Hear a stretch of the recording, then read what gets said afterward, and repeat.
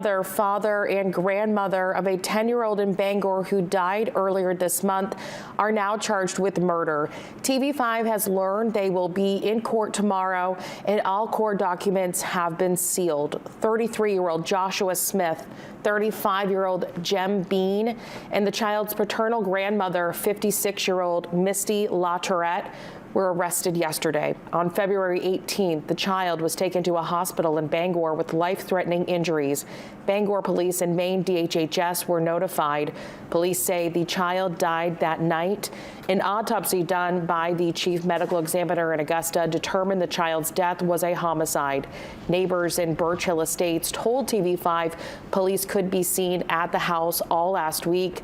Smith, Bean, and LaTourette are being held at Penobscot County Jail. We did reach out to Maine DHHS yesterday, and they released this statement saying, quote, "The death of a child is a tragedy, and the charges in this case are deeply disturbing."